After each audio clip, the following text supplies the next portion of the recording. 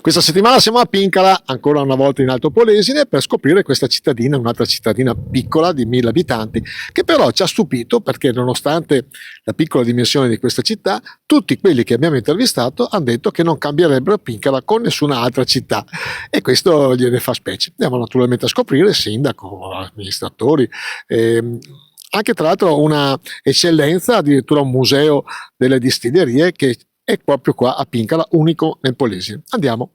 Con Giustiniano Bellini, sindaco di Pincala, 1000 abitanti, anche a lei la domanda classica: cosa vuol dire essere sindaco di un paese così piccolo da una parte e come sono gli abitanti di Pincala?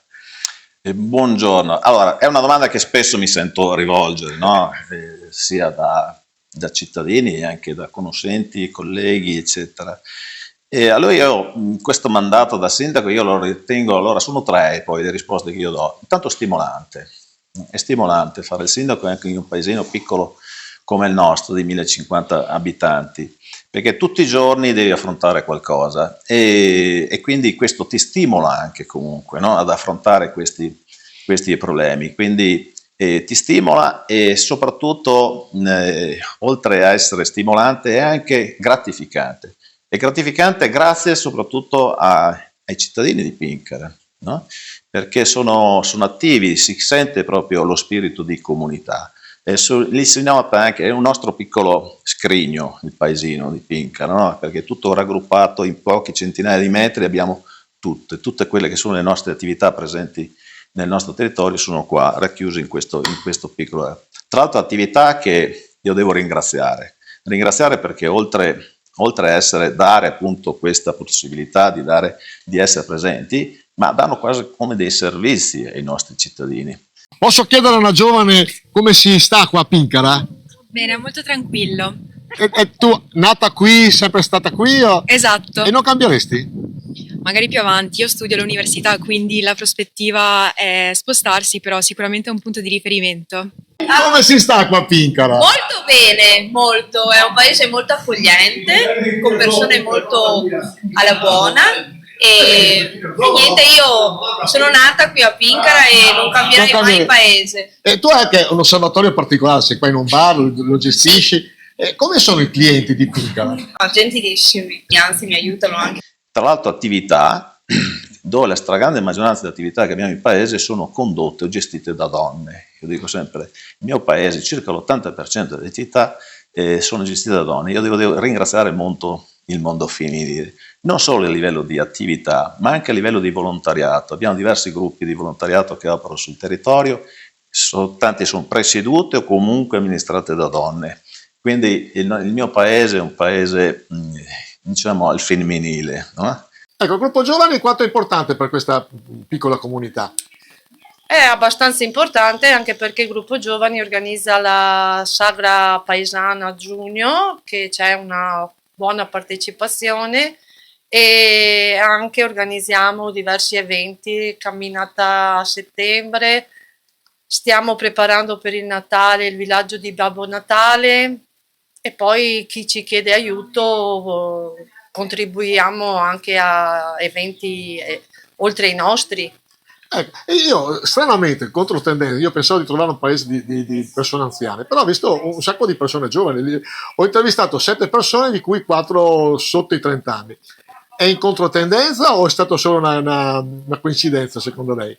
Ma c'è una buona collaborazione e cerchiamo di coinvolgere tanto i giovani. Infatti anche per la sagra del paese a giugno abbiamo tanti giovani che ci aiutano.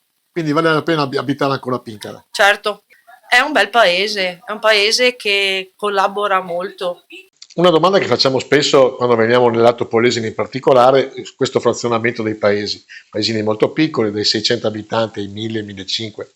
E lei però controcorrente diceva, noi avevamo fatto una proposta di fare un paese importante, Civitanova, Polesine, 11.000 abitanti. 11-12.000 abitanti circa. E ci diceva, in confronto alle altre obiezioni che parlavano di creare eventuali periferie nei paesi più piccoli, più deboli, e diceva invece che sarebbe stato tutto a Cassana. Perché? Ma allora, io ripeto, noi arriviamo da quel progetto appunto che era stato presentato ancora, noi siamo andati a referendum nel 2014 e purtroppo abbiamo perso una grandissima occasione in cui Posso chiedere che comuni I comuni perché poi erano 6, inizialmente il progetto è iniziato con 7. 7 perché 7 comuni? Perché comunque era stato fatto un piano di intervento, impatti territoriale, il primo in Veneto tra l'altro, con questi 7 comuni che erano Pincara, Frattapolesine, Villanova del Ghebbo, Costa di Rovigo, Villa Marzana, Frassinelle e Arco Apolesine. Partendo da quell'idea, da quel progetto di pianificazione del territorio, si è iniziato a ragionare di farlo diventare poi, no, quello che è un paese. Poi durante il proseguo del progetto Frattapolesine si è defilata da questa idea, comunque i 6 rimanenti sono andati avanti e siamo arrivati a referendum. Purtroppo il referendum è andato come è andato, su 6, 2 è passato 6, 4 e no, e quindi la regione, anche se comunque è un referendum consultivo, no? Quindi era una consultazione, la regione poteva anche decidere ok, il progetto comunque la riteniamo valido, possiamo proseguire. Non ha ritenuto, visto che la maggioranza dei comuni era passato il no, di non approvare il progetto, e quindi è morto in tal senso. Perché io lo ritengo ancora un'idea valida quella delle fusioni, perché secondo me continuare ad andare avanti in piccoli paesi così, le difficoltà sono tantissime, spesso siamo comuni poco strutturati e quindi difficoltà anche nell'affrontare quello che è il quotidiano poi, no? Al di là di quello che è l'aspetto proprio organizzativo, quindi di lavoro interno, delle strutture eccetera, si potrebbero avere uffici più strutturati, quindi dare risposte più celeri ai cittadini eccetera. C'è anche un altro aspetto che secondo me non viene considerata, eccetera. Quella che è la rappresentatività in altri ambiti, no? In consorzi di secondo grado, eccetera, dove i paesini piccoli hanno poco peso specifico. Io mi vanto di essere il sindaco 007 perché la mia quota di partecipazione in Acque Venete. Beh, anche quello è un aspetto da affrontare. La rappresentatività in quei contesti, no? Perché alla fine sono i comuni più grossi che tirano le fila, no? Tu ci sei, sì, però il tuo peso è quello che è. Allora, in controtendenza di tutti i paesi che giriamo, abbiamo trovato 3 giovani fino adesso. Tu cambieresti Pincara per un altro paese? No, io mi sento a casa. No, tu non hai un accento pincarese. No, sono moldava io. Ah, sei moldava e quindi ti sei trovata bene qua? Sì, qua sono a casa, mi conoscono tutti, conosco un po' tutti e sto bene. Ma tu cambieresti Pincara, non so, con San Bellino? No, io sto bene a Pincara sì? e a posto, sì. Poi guarda che bene che sei messo, con 2 belle signorine. Sì, se vuoi salute sto bene.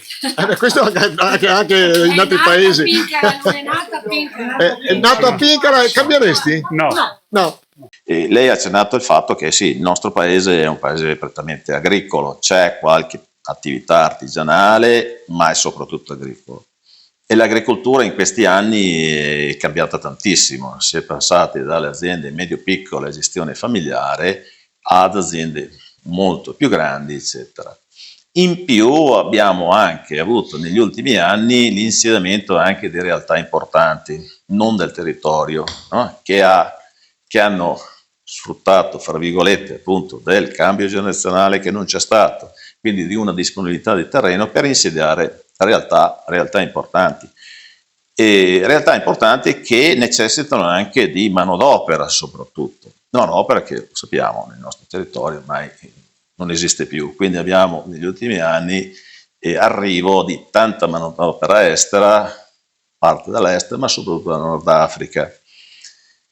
Che questo crea un po' di problemi strutturali e un po' di problemi strutturali, una sensazione anche di insicurezza nei cittadini, perché vedi comunque figure che circolano nel tuo territorio che non sai bene, no, che tipo di attività fanno, dove risiedono, quindi ma io dico non possiamo impedire questo, no? Noi come territorio, come paese, noi non abbiamo mai impedito chi vuole venire a lavorare, insediarsi a Pincara è ben accolto, però è ovvio che deve rispettare quelle che sono le regole, no, eccetera. Non può venire qua e pensare di fare quello che vuole. Quindi è soprattutto un maggiore controllo che dobbiamo fare, ci devono aiutare anche le istituzioni nel tipo di controllo, perché da soli ovviamente... Secondo lei ci sono, questo che è un problema che ho riscontrato in tanti comuni, questo, ci sono strumenti per il controllo e per avere una convivenza tranquilla da parte di tutti e due gli attori, sia per loro che per noi? Ci dovrebbero dare degli strumenti maggiori di controllo. La settimana scorsa, tra l'altro, era presente anche un tavolo tecnico organizzato dalla prefettura proprio per una questione di sicurezza, e è stato sollevato anche quella questione, e anche in quel tavolo sono emersi da parte nostra e anche in altri comuni questa problematica di non abbiamo gli strumenti per riuscire a fare un controllo adeguato del territorio, quindi ci dovrebbero dare degli strumenti. Un'eccellenza di Pincara sono le antiche distillerie Mantovani, un'azienda arrivata alla 6ª generazione che ha voluto celebrare questa storia con un interessante museo. Ci accompagna in questo viaggio Paolo Mantovani, uno dei discendenti di questa famiglia. Qua siamo nel museo, che è stato fatto quando? È stato fatto è inaugurato nel 2004.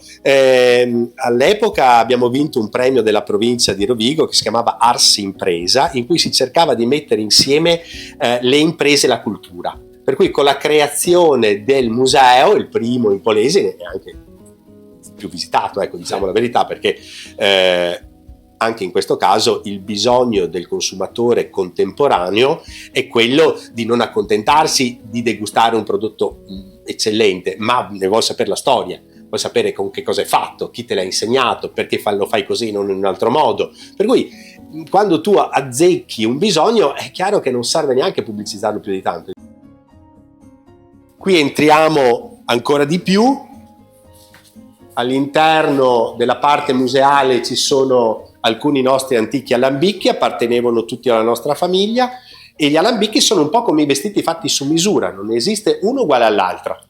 Questa parte di alambicco, ad esempio, fu creata da mio trisavolo che si chiamava Renato Mantovani, che andava proprio montato tra la caldaia e il condensatore, dove i vapori andavano a ricondensare.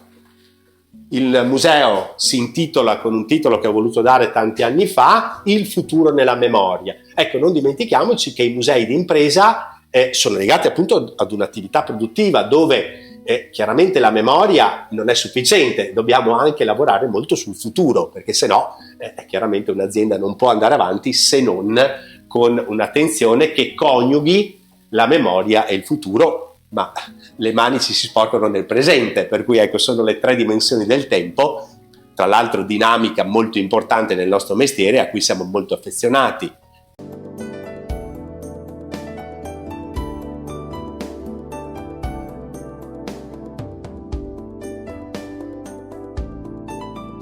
Un'altra esperienza che facciamo sempre vivere ai nostri clienti è quella di mettere mano alle materie prime esauste, ed ecco che queste le tocchiamo perché hanno già fatto il loro mestiere, sì. E sono i malli di noce polesani, sono i malli di noce che ci conferiscono le aziende polesane e con cui si fa il nocino. E qui un sacco di tradizioni, per cui gli fai vedere la materia prima, gliela fai toccare, gliela fai annusare ai nostri ospiti e poi gli racconti che la notte di San Giovanni è la notte in cui le vergini del paese andavano a raccogliere le noci con le dita medicamentose, con molta attenzione, e poi venivano messe in macerazione e noi ne mettiamo 39. Perché proprio 39? Perché 39 è un multiplo di 13 e 13 nella superstizione popolare erano le streghe attorno all'albero di noci per fare un sabato, fare un rito. E poi venivano tolte la notte di San Lorenzo, ma dato che non si buttava via niente, questi malli ancora intrisi di alcol, una volta che avevano fatto il macerato per il nocino, venivano messi dentro al mezzo vino quando si lavavano le botti e si faceva il vermouth dei poveri. E una volta che era fatto anche questo passaggio, alla fine si caramellavano e si mangiavano. E questa è la piccola barricaia della Grappa delle Nebbie. Anche oggi il Canal Bianco, che è a 50 metri da qui, crea questa umidità, questa nebbia. E allora ecco che qualche anno fa, ormai tanti direi, abbiamo creato la Grappa delle Nebbie. Tra l'altro ho voluto, chiedendo agli eredi, inserire una piccola parte della poesia sull'Arzere di Livio Rizzi, in cui parla di questo territorio in modo straordinario, come era normale che lui facesse, e in cui parla delle fumane, le nebbie e anche del caldo scioccento che c'è d'estate. È nato anche per il bicentenario la grappa delle nebbie bicentenario, subisce lo stesso tipo di affinamento in queste barricche che sono all'aperto, vedete, ecco, sono proprio qui all'aperto, e capita questa cosa straordinaria in cui l'umidità rimane inglobata all'interno della barrica. Per fare posto a questa umidità, a questa nebbia, esce la parte acre dell'alcol, ed ecco che la nostra grappa delle nebbie, eccola qua, assume quelle note di pastafrolle e burro che tanto piacciono, insomma. Lei fra 10 anni come vede Pinkala? Bravo, torniamo al discorso di prima. È ovvio che se continuiamo così come siamo, se manteniamo lo status quo, non è un futuro roseo, perché comunque il decremento della popolazione demografico non si arresta dall'oggi al domani. Se potrà esserci un'inversione di tendenza, ma un'inversione di tendenza che potrà vedersi fra qualche decina d'anni. Minimo 20. Esatto, qualche decina d'anni, quindi se dobbiamo proprio per quel motivo lì iniziare già da adesso pensare a qualcosa di diverso, mantenere status quo, la prospettiva non è buona. Noi ci stiamo lavorando già con il nostro paese, i nostri cittadini sono consapevoli di questo, del fatto che comunque rimanere così piccoli non porteranno dei benefici, si rischia di perdere qualcosa, mantenere i servizi sarà sempre più difficile. Le scuole, nonostante gli investimenti che noi stiamo facendo quasi ogni anno, noi abbiamo un cantiere, però non è garantito che la scuola potrà continuare, perché col calo demografico ci sono gli alunni, va da sé che non si può cercare di mantenere e non si può andare avanti come stiamo andando avanti adesso, però non dobbiamo bloccarci, stare qua arroccati attorno al nostro campanile. Proviamo a alzarci, no? A livello della torre campanaria, vedremo che da lassù lo sguardo va oltre quello che è il nostro confine territoriale, e lo stesso anche il suono delle campane non si ferma, e così dobbiamo essere noi, dobbiamo allargarci, uscire da quelli che sono i nostri confini territoriali, ragionare in termini molto più ampi, perché rimanere chiusi all'interno del nostro confine, il futuro non è il massimo, non sarà il massimo. Grazie Sindaco. Grazie a voi. Puntata finita, Pinkala come sempre spuntiamo, ci è piaciuta. La settimana prossima siamo ancora qua in Alto Polesine per scoprire questi piccoli paesini da 1600-700 abitanti, che comunque tutti hanno una loro caratteristica, una loro peculiarità e soprattutto una loro grandissima identità. Aleandro Maggi, è sempre un piacere stare con voi. Ciao ciao.